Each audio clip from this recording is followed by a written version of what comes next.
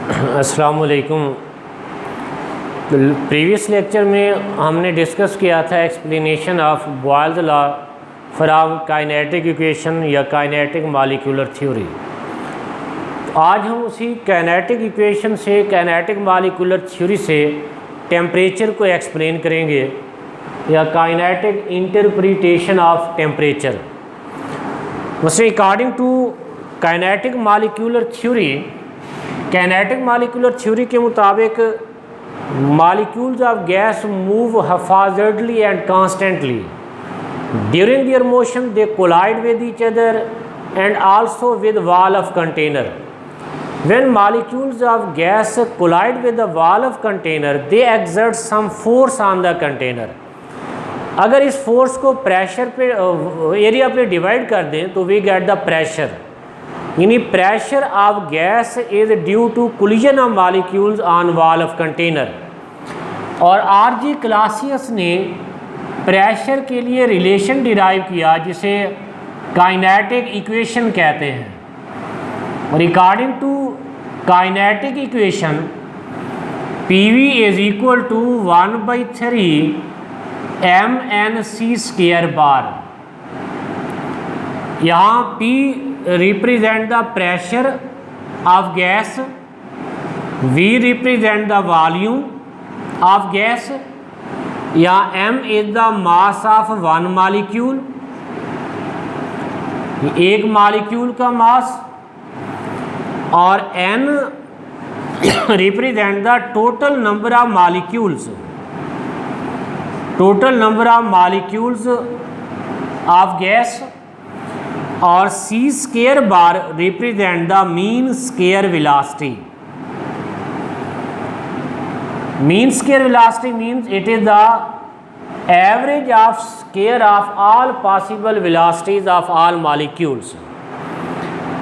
अगर इस इक्वेशन को रीअरेंज करें, इसको 2 से मल्टीप्लाई कर दें और 2 पे डिवाइड कर दें, तो फिर kinetic equation can be written as PV is equal to 2/2 multiplied by 1/3 mnc² बार।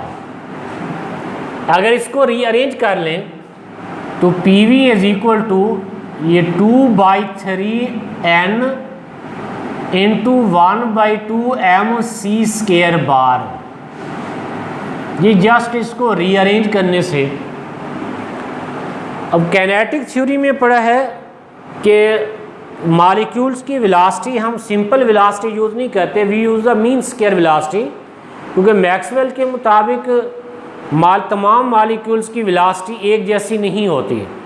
इसे according to kinetic molecular theory, average kinetic energy या average translational kinetic energy of molecule EK is equal to half mc² bar. Gas के molecules translational motion show करते हैं। Translational motion से मुराद है जिसमें molecule एक जगह से दूसरी जगह मूव कर सकें, such motion is called translational motion. और ऐसे मॉलिक्यूल्स की काइनेटिक एनर्जी को ट्रांसलेशनल काइनेटिक एनर्जी कहते हैं। तो अगर ये वाली वैल्यू इक्वेशन नंबर 2 में पुट कर लें तो product of pressure and volume PV is equal to 2/3 NEK,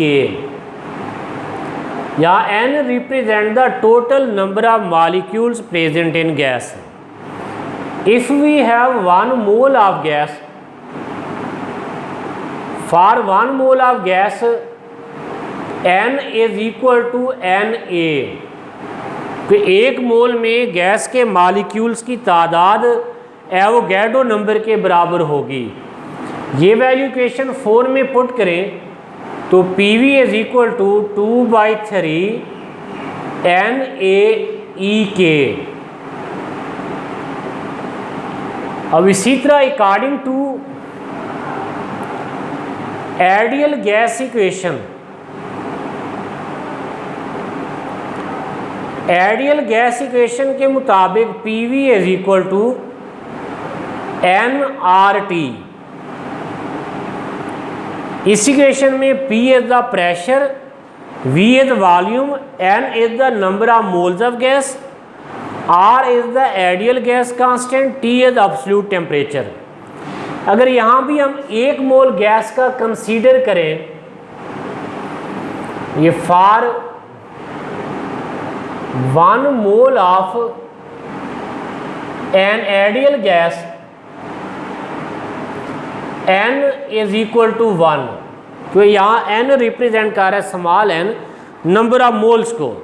तो 1 मोल के लिए n इज इक्वल टू 1, यहाँ n की वैल्यू 1 पुट करें इक्वेशन 6 में, तो PV is equal to RT।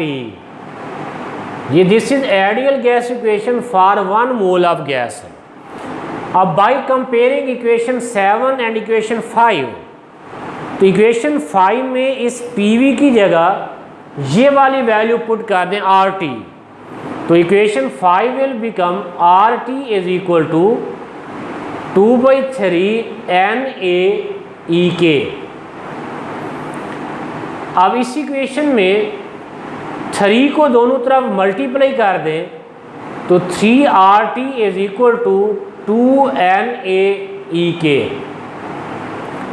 या इस इक्वेशन में 2 Na को दोनों तरफ डिवाइड करें, तो average translational kinetic energy is equal to 3RT over 2 Na। अब इस इक्वेशन में R आइडियल गैस कांस्टेंट है, Na एवोगाड्रो नंबर कांस्टेंट है, तो ये R Na 3 2 कांस्टेंट फिगर हैं। तो इस इक्वेशन के मुताबिक average translational kinetic energy is directly proportional to absolute temperature.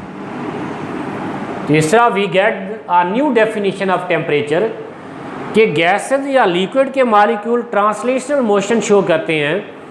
तो गैसेज या लिक्विड के लिए temperature is the average translational kinetic energy. ठीक है, तो इस तरह आप फॉर गैस और liquid temperature is the measure of average translational kinetic energy।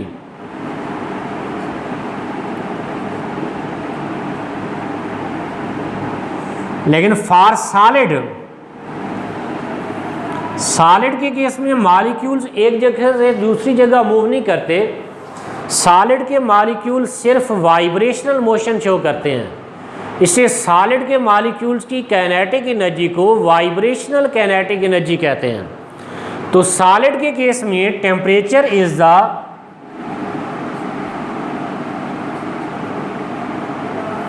measure of average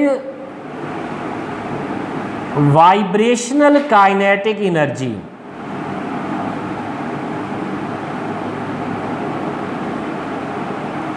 इस तरह अगर दो बॉडीज़ का टेम्परेचर सेम है तो उसका मतलब है they have same average kinetic energy. For example, अगर हम एक हॉट बॉडी और कूल्ड बॉडी को मिक्स करें, हॉट गैस और कूल्ड गैस को मिक्स करें, तो हॉट गैस के मॉलिक्यूल कोलाइड करते हैं with cooled gas and transfer their kinetic energy to cooled gas. तो ये ट्रांसफ़र ऑफ एनर्जी उस वक्त तक जारी रहेगा जब तक दोनों की काइनेटिक एनर्जी बराबर ना हो जाए, और जब दोनों की काइनेटिक एनर्जी बराबर होगी, it is directly proportional to temperature, तो दोनों का टेम्परेचर बराबर हो जाएगा। अगर आप किसी बॉडी का टेम्परेचर कम करते जाएं तो उनकी काइनेटिक एनर्जी कम होती जाएगी। अगर आप टेम्परेचर एब्सोल्यूट 0 तक कम कर लें, absolute 0 is equal to 0 kelvin, या it is equal to -273 degree centigrade, और ये इतना लोएस्ट टेम्परेचर है यहाँ तकरीबन तमाम मॉलिक्यूलर मोशन सीध हो जाती हैं, रुक जाती हैं। इसे जहाँ काइनेटिक इस टेम्परेचर पे 0 केल्विन पे या -273 डिग्री सेंटीग्रेड पे kinetic energy of molecule become 0। लेकिन इतना लो टेम्परेचर अटेन करना पॉसिबल नहीं है। आज तक 10⁻⁻⁵ केल्विन तक टेम्परेचर अटेन किया जा सका है, which is greater than 0 kelvin. लेकिन 0 केल्विन तक टेम्परेचर अटेन करना अभी तक पॉसिबल नहीं है। तो ये 0 केल्विन इतना लोएस्ट टेम्परेचर है जहाँ तमाम मॉलिक्यूलर मोशन सीज हो जाएंगी, तो मॉलिक्यूल्स की kinetic energy become equal to 0। तीसरा, काइनेटिक थ्योरी के मुताबिक kinetic energy is directly proportional to absolute temperature, या temperature is the measure of average translational kinetic energy in case of gas और liquid, या temperature is measure of average vibrational kinetic energy in case of solid. तो next lecture में इंशाल्लाह हम नया topic शुरू करेंगे, लिक्विफेक्शन ऑफ गैसेस। अल्लाह आपका हामी नासिर हो। अल्लाह हाफिज़।